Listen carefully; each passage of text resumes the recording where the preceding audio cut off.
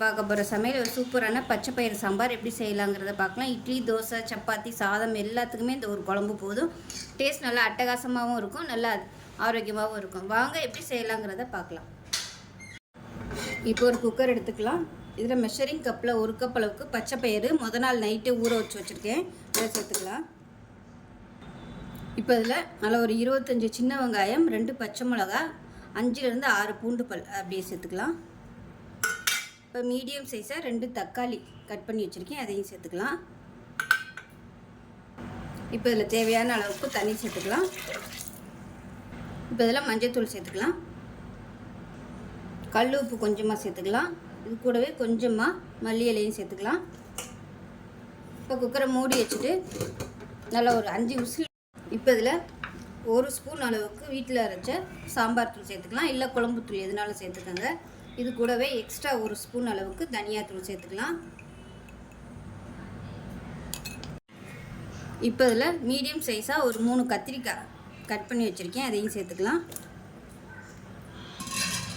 இப்போ இது க்ளோஸ் பண்ணிடலாம்.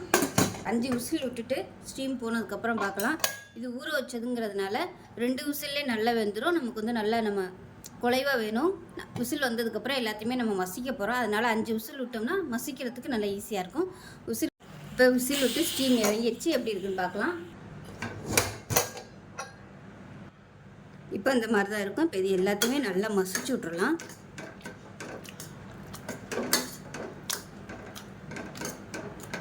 இப்போ கேஸ் ஆன் பண்ணிவிட்டு தேவையான அளவுக்கு தண்ணி சேர்த்துக்கலாம். சேர்த்துட்டு நல்லா கொதிக்க விட்டுக்கலாம். திக்னஸ் பார்த்துக்கிட்டு எவ்வளோ தேவையோ அதுக்கு தகுந்த மாதிரி தண்ணி சேர்த்துக்கோங்க. இப்போ லைட்டாக கொதிக்க ஆரம்பிக்கட்டும். ரொம்ப மசிக்கக்கூடாது, குழன்னு ஆயிரும். அப்படியே ஒன்றும் அதிகமாக மசிச்சு விட்டுக்கலாம். பாருங்கள், இந்த மாதிரி இருக்கணும். அப்போ தான் நம்ம சாதத்தில் ஊற்றி சாப்பிடையில நல்லாயிருக்கும். இப்போ பாருங்கள், நல்லா கொதிக்க ஆரம்பிச்சிருச்சு. இப்போ நம்ம தாளிப்பு கொடுத்துக்கலாம். இப்போ தாளிக்கிற பேன் எடுத்துக்கலாம். தேவையான அளவுக்கு எண்ணெய் சேர்த்துக்கலாம். எண்ணெய் சூடானதும் 1 டீஸ்பூன் கடுகு, 1 டீஸ்பூன் உளுந்து, 1 டீஸ்பூன் சீரகம், கருவேப்பிலை கொஞ்சமாக சேர்த்துக்கலாம். இப்போ இதில் ஒரு 5 சின்ன வெங்காயம் பொடியாக கட் பண்ணி வச்சுருக்கேன். அது கூடவே ஒரு 3 பல் பூண்டு நச்சு வச்சுருக்கேன் தோலோட.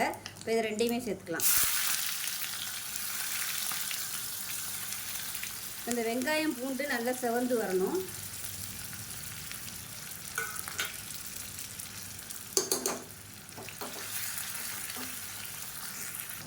இது கூடவே நல்லா ஒரு 3 வரமிளகாயை விதையை எடுத்துகிட்டு 2ஆக கட் பண்ணிவிட்டு சேர்த்துக்கோங்க.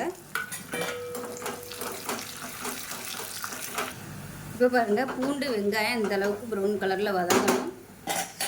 இந்த தாளிப்பை நம்ம அப்படியே கொட்டிடலாம். இப்போ இது மேலாப்பில் வெங்காயம் சேர்த்துக்கலாம். சேர்த்துட்டு அதுக்கு மேலே அப்படியே இந்த தாளிப்பை ஊற்றிடலாம். அவ்வளோதான், அருமையான பச்சை பயிறு சாம்பார் சூப்பராக ரெடி ஆயிடுச்சு. இது இட்லி, தோசை, சப்பாத்தி எல்லாத்துக்குமே அட்டகாசமாக இருக்கும். இந்த ஒரு குழம்பு வச்சோம்னா எல்லாத்துக்குமே 3 வேளையும் எடுத்துக்கலாம். இப்போ லாஸ்ட்டாக கொத்தமல்லியில் சேர்த்துக்கலாம். கேஸ் அமர்த்திட்டேன். அவ்வளோதான், சூப்பராக இருக்கும். ரொம்ப சிம்பிளாக இருக்கும். செஞ்சு பாருங்கள். செஞ்சு பார்த்துட்டு எப்படி வந்துச்சுங்கிறத சொல்லுங்கள். வீடியோ பிடிச்சிச்சின்னா லைக் பண்ணுங்கள், கமெண்ட் பண்ணுங்கள், சேனலை சப்ஸ்கிரைப் பண்ணுங்கள், பக்கத்தில் பெல் பட்டனையும் ப்ரெஸ் பண்ணுங்கள். நன்றி, வணக்கம். இன்றைக்கி நம்ம பார்க்க போகிற சமையல் ஒரு அருமையான வயிற்று புண்ணு ஆற்றுற மாதிரி தேங்காய் பால் கசகசா குழம்பு எப்படி செய்யலாங்கிறது பார்க்கலாம். இது இட்லி, தோசை, சப்பாத்தி, சாதம் எல்லாத்துக்குமே சூப்பராக இருக்கும். இந்த ஒரு குழம்பு வச்சிட்டிங்கன்னா காலையில் இந்த குழம்பு வச்சிங்கன்னா எல்லாத்துக்குமே எடுத்துக்கலாம். மத்தியானத்துக்கு எடுத்துக்கலாம், டிஃபனுக்கும் எடுத்துக்கலாம். இதுக்கு சைடிஷாக நீங்கள் ஏதாவது ஒரு வறுவல் தொட்டு சாப்பிட்டிங்கன்னா அருமையாக இருக்கும். சிம்பிளாகவும் இருக்கும். வாங்க அதை எப்படி செய்யலாங்கிறத பார்க்கலாம். ஒரு மிக்ஸி ஜார் எடுத்துக்கலாம். 1/4 கப் அளவுக்கு துருவின தேங்காய் சேர்த்துக்கலாம். இது கூட 1 டேபிள் ஸ்பூன் சோம்பு. இது சோம்போட ஃப்ளேவர் தான் நல்லாயிருக்கும். அதிகமாக சேர்த்திங்கன்னா 1 டீஸ்பூன் போல் கசகசா. இப்போ இது எல்லாத்தையும் கொஞ்சமாக தண்ணி ஊற்றி நல்லா நைஸாக அரைச்சிக்கலாம். இப்போ நமக்கு தேங்காய் பேஸ்ட்டும் ரெடியாக இருக்குது. நல்லா வலுவலுன்னு அரைச்சிக்கணும். தனியாக இருக்கட்டும். இப்போ ஒரு குக்கர் எடுத்துக்கலாம். தேவையான அளவுக்கு எண்ணெய் சேர்த்துக்கலாம். எண்ணெய் சூடாயிருச்சு. ஒரு 3 துண்டு பட்டை, 3 கிராம்பு, கொஞ்சமாக கல்பாசி சேர்த்துக்கலாம். இது கூடவே 1 டீஸ்பூன் போல் சோம்பு சேர்த்துக்கலாம். இது எல்லாமே நல்லா பொரியட்டும். இப்போ இதில் 1 கையளவுக்கு சின்ன வெங்காயம், அதாவது ஒரு 10லேருந்து 15 சின்ன வெங்காயம் 2ஆக கட் பண்ணதை சேர்த்துக்கலாம். அது கூடவே ஒரு 3 பச்சை மிளகாயும் சேர்த்துக்கலாம்.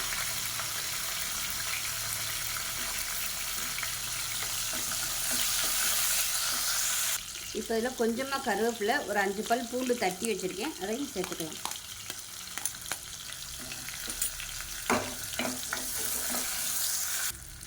இப்போ இதில் 1 டீஸ்பூன் இஞ்சி பூண்டு பேஸ்ட் போட்டு நல்லா வதக்கி எடுத்துக்கலாம்.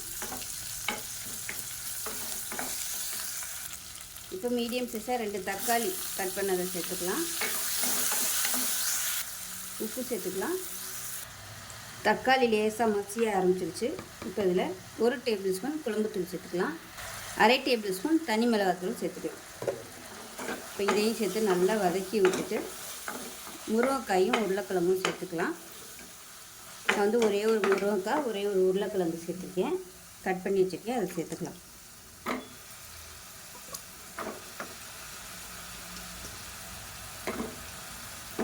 இப்போ இதையும் சேர்த்து வதக்கி விட்டுக்கலாம். முருங்கைக்காய் உருளைக்கிழங்கு சேர்த்து வதக்கியாச்சு. அப்புறம் அரைச்சி வச்சுருக்கிற தேங்காய் பேஸ்ட்டை சேர்த்துக்கலாம். சேர்த்துட்டு கொஞ்சமாக தண்ணி சேர்த்துக்கலாம்.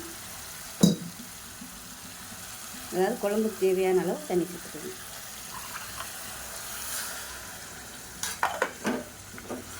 நல்லா கலந்து விட்டுட்டு குக்கரை மூடி வச்சிடலாம்.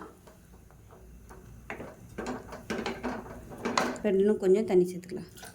ஏன்னா கசகசா சேர்த்துருக்கறதுனால நல்லா கெட்டியாக வரும்.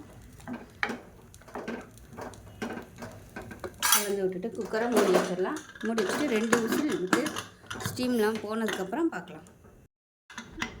இப்போ குழம்பு எப்படி இருக்குன்னு பார்க்கலாம். பாருங்கள், இந்த மாதிரி தான் இருக்கும். இப்போ இதை வந்து கலந்து விட்டுக்கலாம். சூப்பராக வந்துருச்சு பாருங்கள். கரெக்டான அளவில் இருக்குது. இது வந்து நம்ம சாதத்தில் ஊற்றி சாப்பிட்றதுக்கு அருமையாக இருக்கும். காரம் இல்லாமல் மைல்டான டேஸ்ட்டில் இருக்கும். ஸோ இதே மாதிரியே செஞ்சு பாருங்கள். இது இட்லி, தோசை, சப்பாத்தி எல்லாத்துக்குமே இந்த குழம்பு தொட்டுக்கலாம். அந்த கசகசா தேங்காய் குழம்பு செஞ்சு பாருங்கள். செஞ்சு பார்த்துட்டு எப்படி வந்துச்சுங்கிறத சொல்லுங்கள். வீடியோ பிடிச்சின்னா லைக் பண்ணுங்கள், கமெண்ட் பண்ணுங்கள், சேனலை சப்ஸ்கிரைப் பண்ணுங்கள், பக்கத்தில் பெல் பட்டனையும் ப்ரெஸ் பண்ணுங்கள். நன்றி. வணக்கம். இன்றைக்கி நம்ம பார்க்க போகிற சமையல் ஒரு 3 வகையான குழம்பு ரெசிபி தான் பார்க்க போகிறோம். இது வந்து சாதத்தில் ஊற்றி பிசைஞ்சு சாப்பிட்றதுக்கு சூப்பராக இருக்கும்.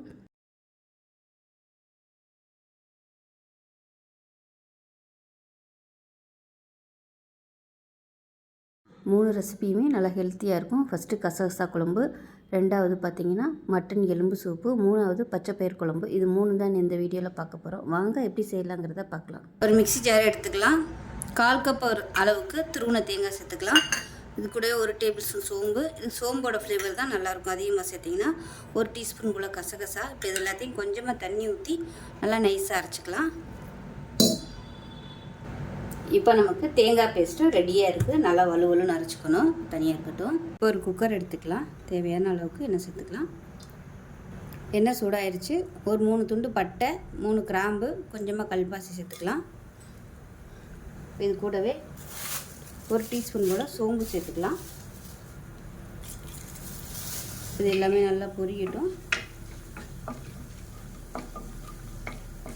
இப்போ இதில் 1 கையளவுக்கு சின்ன வெங்காயம், அதாவது ஒரு 10லேருந்து 15 சின்ன வெங்காயம் 2ஆக கட் பண்ணதை சேர்த்துக்கலாம். அது கூடவே ஒரு 3 பச்சை மிளகாயும் சேர்த்துக்கலாம்.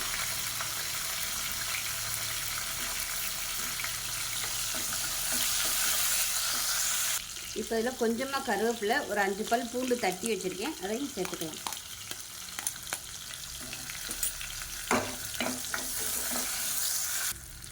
இப்போ இதில் 1 டீஸ்பூன் இஞ்சி பூண்டு பேஸ்ட் போட்டு நல்லா வதக்கி எடுத்துக்கலாம். இப்போ மீடியம் சைஸாக 2 தக்காளி கட் பண்ணதை சேர்த்துக்கலாம். உப்பு சேர்த்துக்கலாம். தக்காளி லேசாக மசிய ஆரம்பிச்சிருச்சு. இப்போ இதில் 1 டேபிள் ஸ்பூன் குழம்புத்தூள் சேர்த்துக்கலாம். 1/2 டேபிள் ஸ்பூன் தனி மிளகாத்தூள் சேர்த்துக்கலாம். இப்போ இதையும் சேர்த்து நல்லா வதக்கி விட்டுட்டு முருங்கைக்காயும் உருளைக்கிழங்கும் சேர்த்துக்கலாம். நான் வந்து ஒரே ஒரு முருங்கைக்காய், ஒரே ஒரு உருளைக்கிழங்கு சேர்த்துருக்கேன், கட் பண்ணி வச்சுருக்கேன், அதை சேர்த்துக்கலாம்.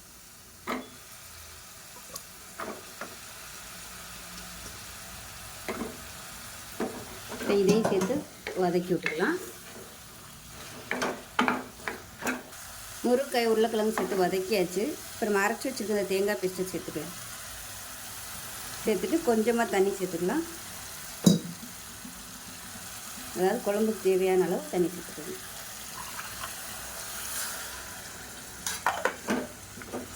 நல்லா கலந்து விட்டுட்டு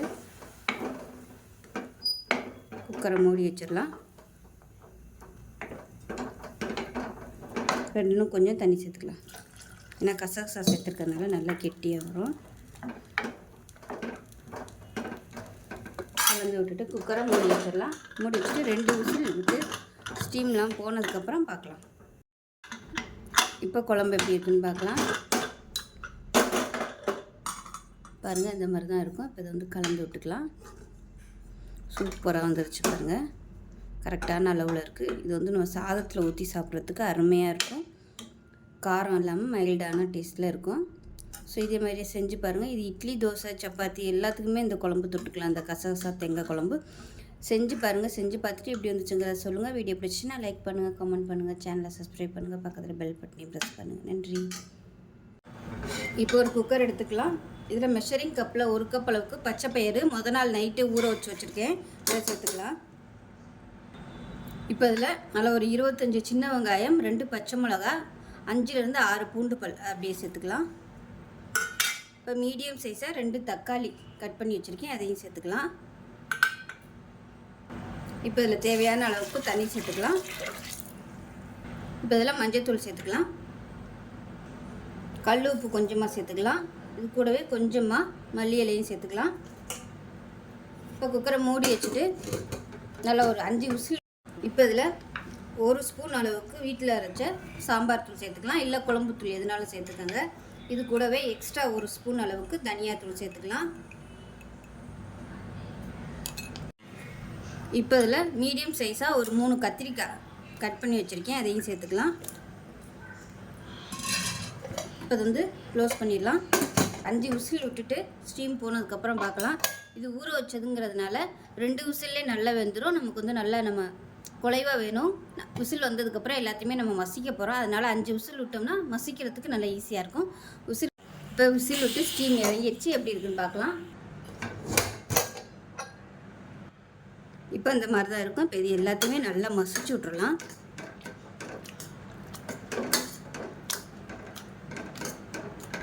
இப்போ கேஸ் ஆன் பண்ணிவிட்டு தேவையான அளவுக்கு தண்ணி சேர்த்துக்கலாம்.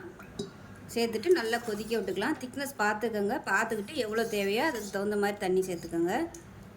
இப்போ லைட்டாக கொதிக்க ஆரம்பிக்கட்டும். ரொம்ப மசிக்கக்கூடாது, குழன்னு ஆயிரும். அப்படியே ஒன்றும் பாதியமாக மசிச்சு விட்டுக்கலாம். பாருங்கள், இந்த மாதிரி இருக்கணும். அப்போ தான் நம்ம சாதத்தில் ஊற்றி சாப்பிடையில நல்லாயிருக்கும். இப்போ பாருங்கள், நல்லா கொதிக்க ஆரம்பிச்சிருச்சு. இப்போ நம்ம தாளிப்பு கொடுத்துக்கலாம். இப்போ தாளிக்கிற பேனை எடுத்துக்கலாம். தேவையான அளவுக்கு எண்ணெய் சேர்த்துக்கலாம். எண்ணெய் சூடானதும் 1 டீஸ்பூன் கடுகு, 1 டீஸ்பூன் உளுந்து, 1 டீஸ்பூன் சீரகம், கருவேப்பிலை கொஞ்சமாக சேர்த்துக்கலாம். இப்போ இதில் ஒரு 5 சின்ன வெங்காயம் பொடியாக கட் பண்ணி வச்சுருக்கேன். அது கூடவே ஒரு 3 பல் பூண்டு நச்சு வச்சுருக்கேன் தோலோட. இப்போ இதை 2யுமே சேர்த்துக்கலாம். இந்த வெங்காயம் பூண்டு நல்லா செவந்து வரணும்.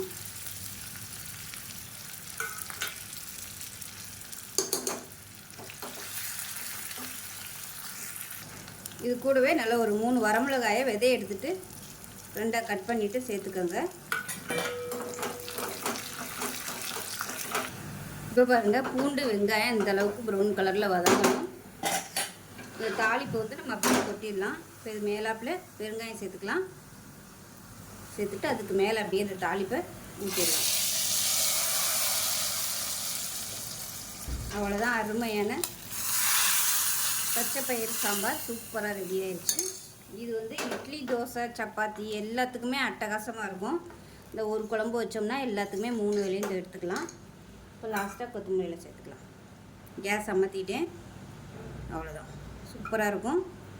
ரொம்ப சிம்பிளாக இருக்கும். செஞ்சு பாருங்கள். செஞ்சு பார்த்துட்டு எப்படி வந்துச்சுங்கிறத சொல்லுங்கள். வீடியோ பிடிச்சிச்சின்னா லைக் பண்ணுங்கள், கமெண்ட் பண்ணுங்கள், சேனலை சப்ஸ்கிரைப் பண்ணுங்கள், பக்கத்தில் பெல் பட்டனை ப்ரெஸ் பண்ணுங்கள். நன்றி. செய்யலாங்கிறத பார்க்கலாம். ஒரு குக்கர் எடுத்துக்கலாம். நல்லெண்ணெய் சேர்த்துக்கலாம். எண்ணெய் சூடானதும் ஒரு 15 சின்ன வெங்காயம் உரலில் போட்டு நச்சு வச்சுருக்கேன், 2 பச்சை மிளகாய், இஞ்சி பூண்டு நச்சு வச்சுருக்கேன். இப்போ இதெல்லாத்தையும் சேர்த்துக்கலாம். இப்போ இதில் மீடியம் சைஸாக 2 தக்காளி, ஒரு கைப்பிடி அளவுக்கு புதினா, அதே மாதிரி கொஞ்சமாக கொத்தமல்லியோட தண்டு, இதை மட்டும் சேர்த்துக்கலாம். தக்காளி ஓரளவுக்கு வதங்கிடுச்சு. இதில் 1/2 கிலோ அளவுக்கு நெஞ்செலும்பு எடுத்துருக்கேன், அதை சேர்த்துக்கலாம். இது கூடவே 1 டேபிள் ஸ்பூன் தனியாத்தூள். காரம் வந்து உங்களுக்கு ஏற்ற மாதிரி சேர்த்துக்கோங்க. நான் வந்து கம்மியாக தான் காரம் சேர்த்துருக்கேன். ஒரு 1/2 டேபிள் ஸ்பூன் மிளகாத்தூள், 1/4 டேபிள் ஸ்பூன் மஞ்சள்தூள். அவ்வளோதான் இதுக்குள்ளே மசாலா. 1/2 கிலோவுக்கு இந்த அளவு போதும். லேசாக வதக்கி விட்டுக்கலாம். இப்போ இது எல்லாமே நல்லா வதக்கியாச்சு. இப்போ 1/2 லிட்டர் அளவுக்கு தண்ணி சேர்த்துக்கலாம். இப்போ இந்த அளவுக்கு தண்ணி ஊற்றணும், ஏன்னா நம்ம விசில் வைக்கையில் தண்ணி எல்லாம் கொஞ்சம் வற்றும். இப்போ உப்பு சேர்த்துக்கலாம். 1 டேபிள் ஸ்பூன் அளவுக்கு உப்பு சேர்த்துட்டு கலந்து விட்டுட்டு மூடி வச்சிடலாம்.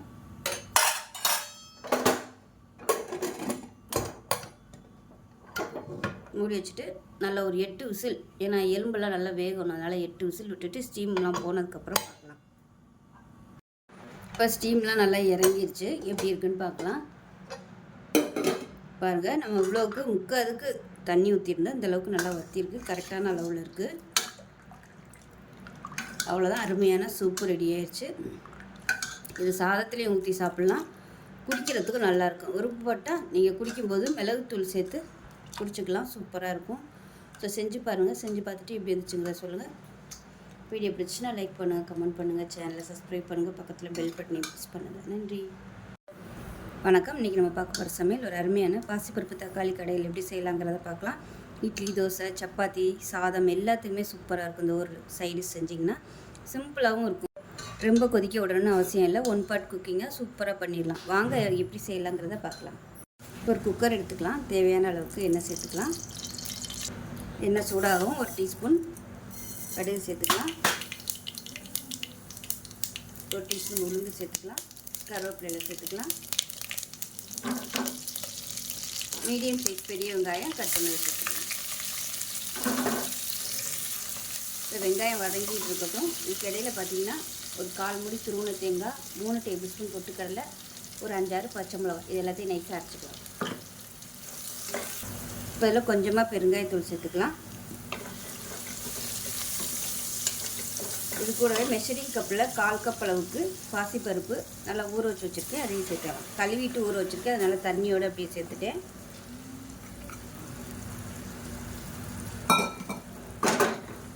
இது கூடவே மீடியம் சைஸாக 3 தக்காளி மிக்சியில் அடித்து வச்சுருக்கேன், அதை சேர்த்துக்கலாம்.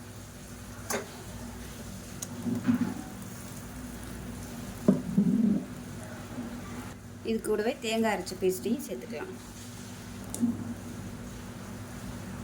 இது கூடவே 1 டேபிள் ஸ்பூன் மிளகாத்தூள் சேர்த்துக்கலாம்.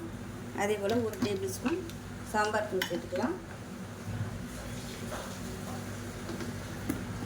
இதில் கொஞ்சமாக மஞ்சள்தூள் சேர்த்துக்கலாம்.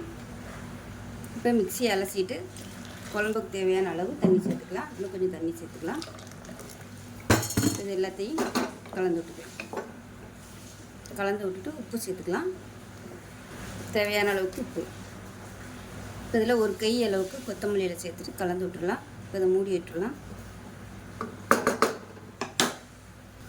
குக்கரை மூடி வச்சுட்டு நல்லா ஒரு 5 விசில் விட்டுட்டு ஸ்டீம் போனதுக்கப்புறம் பார்க்கலாம். இப்போ நல்லா ஸ்டீம்லாம் இறங்கிடுச்சு. எப்படி இருக்குன்னு பார்க்கலாம். இந்த மாதிரி தான் இருக்கும். இப்போ கலந்து விட்டுக்கலாம். இப்போ இதில் தண்ணி தேவைப்படுச்சுன்னா நல்லா சூடான தண்ணி ஊற்றி நல்லா கொதிக்க விட்டுட்டிங்கன்னா சூப்பராக ரெடி ஆயிரும். ஸோ இதோட இந்த அளவுக்கு கெட்டியாக வேணும்னு நினச்சிங்கன்னா இப்படியே விட்டுடலாம். இல்லை இட்லி தோசை ஊற்றும்போது கொஞ்சம் தண்ணியாக வேணும்னு நினச்சிங்கன்னா நீங்கள் தண்ணி ஊற்றி கலந்துக்கலாம். நான் வந்து தண்ணி ஊற்றலை, அவ்வளோதான். சூப்பரான பாசிப்பருப்பு தக்காளி கடையில் ரெடி ஆயிடுச்சு. இட்லி, தோசை, சப்பாத்தி எல்லாத்தையுமே சூப்பராக இருக்கும். செஞ்சு பாருங்கள். செஞ்சு பார்த்துட்டு எப்படி வந்துச்சுங்கிறத சொல்லுங்கள். வீடியோ பிடிச்சின்னா லைக் பண்ணுங்கள், கமெண்ட் பண்ணுங்கள், சேனலை சப்ஸ்கிரைப் பண்ணுங்கள், பக்கத்தில் பெல் பட்டனையும் ப்ரெஸ் பண்ணுங்கள். நன்றி, வணக்கம். இன்றைக்கி நம்ம பார்க்க போகிற சமையல் ஒரு அருமையான முட்டை தொக்கு எப்படி செய்யலாங்கிறத பார்க்கலாம். இது இட்லி, தோசை, சப்பாத்தி, சாதம் எல்லாத்துக்குமே சூப்பராக இருக்கும். வாங்க எப்படி செய்யலாங்கிறத பார்க்கலாம். ஒரு கடாயை எடுத்துக்கலாம். ஒரு 3 ஸ்பூன் அளவுக்கு எண்ணெய் விட்டுக்கலாம். இப்போ பாருங்கள், எண்ணெய் நல்லா சூடாகிடுச்சு. 1 டீஸ்பூன் போல் சோம்பு சேர்த்துக்கலாம். 5 பல் பூண்டு சேர்த்துக்கலாம்.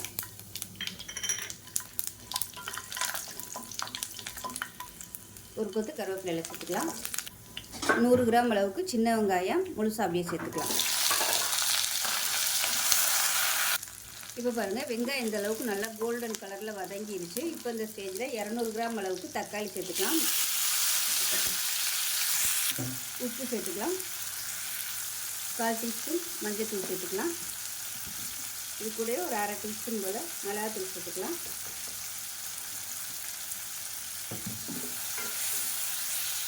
அரை டீஸ்பூன் கரம் மசாலா சேர்த்துக்கலாம்.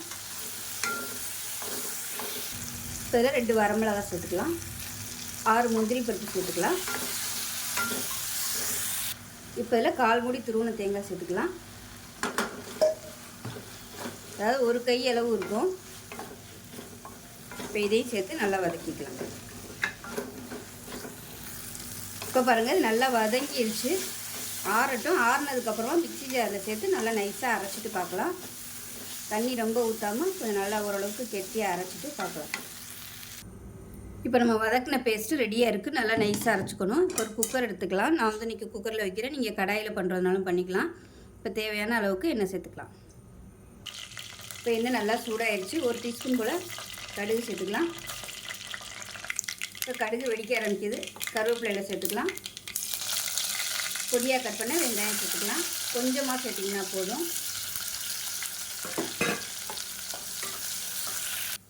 இப்போ பாருங்கள் வெங்காயம் நல்லா கோல்டன் கலரில் வதங்கிடுச்சு. இதில் 1 டேபிள் ஸ்பூன் அளவுக்கு குழம்பு தூள் எடுத்துருக்கேன். தண்ணியில் கரைச்சிட்டு சேர்த்துக்கலாம். டைரெக்டாக சேர்த்தோம்னா டக்குன்னு கருகி போயிடும். அதனால் தண்ணியில் கரைச்சிட்டு சேர்த்திங்கன்னா டேஸ்ட்டு நல்லாயிருக்கும். இது நல்லா கொதிக்கட்டும். இப்போ பாருங்கள் நல்லா வத்திடுச்சு. இந்த ஸ்டேஜில் நம்ம அரைச்சி வச்சுருக்க பேஸ்ட்டை சேர்த்துக்கலாம். சேர்த்துட்டு இதையும் பச்சை வாசனை போக ஒரு 2 நிமிஷம் வதக்கி விட்டுக்கலாம். இப்போ பாருங்கள் நல்லா ஒரு 2 நிமிஷம் வதக்கியாச்சு. இப்போ மிக்ஸியை அலசிட்டு தண்ணி சேர்த்துக்கிறேன்.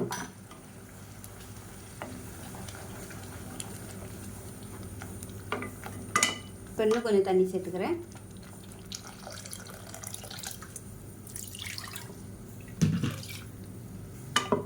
கலந்துட்டு உப்பு செக் பண்ணி பார்த்துட்டு உப்பு சேர்த்துக்கலாம்.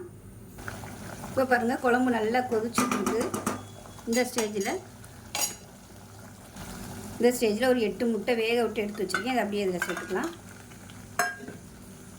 நான் வந்து முழுசாக தான் அப்படியே சேர்த்துருக்கேன். நீங்கள் கட் பண்ணி சேர்க்குறதுனாலும் சேர்த்துக்கலாம். இல்லை 2ஆக கீறிட்டு சேர்க்குறனாலும் சேர்த்துக்கலாம்.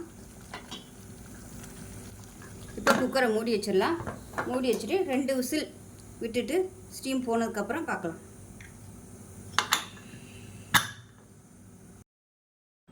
இப்போ எப்படி இருக்குன்னு பார்க்கலாம்.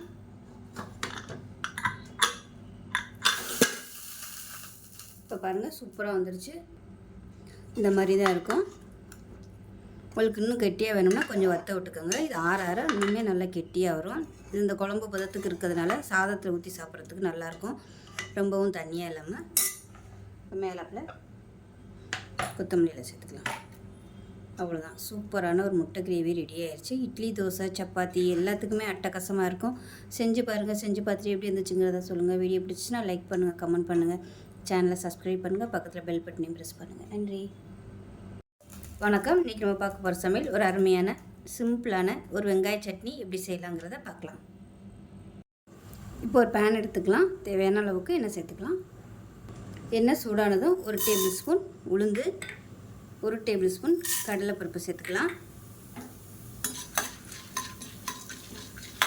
கடலைப்பருப்பும் உளுந்தும் ரொம்ப கருக விட்டுறக்கூடாது, டேஸ்ட்டு மாறிடும். இப்போ இதில் மீடியம் சைஸாக பெரிய வெங்காயம் நீளமாக கட் பண்ணதை சேர்த்துக்கலாம்.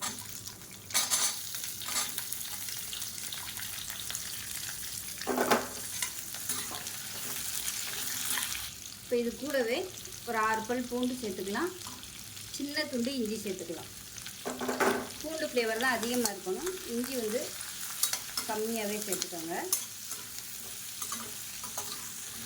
இப்போ இதில் ஒரு 7 வரமிளகாய் சேர்த்துக்கலாம். இது வந்து காரம் அதிகமாக இருக்கும், அதனால் 7 சேர்த்துருக்கேன். அதாவது குட்டி குட்டியாக இருக்கிறதுனால 7 சேர்த்துருக்கேன். நீங்கள் பெருசாக இருந்தீங்கன்னா ஒரு 3 இல்லை 4 சேர்த்துக்கோங்க, காரத்தை பொறுத்து. இப்போ இதில் தக்காளி சேர்த்துக்கலாம். ஒரு 2 பீஸ் வர மாதிரி தக்காளி சேர்த்துக்கலாம். தக்காளி ரொம்ப சேர்க்கக்கூடாது.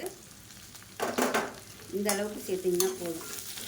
இது வந்து ஒரு டேஸ்ட்டுக்காக மட்டும்தான். ரொம்ப சேர்த்தோம்னா தக்காளி சட்னி மாரி ஆயிடும்.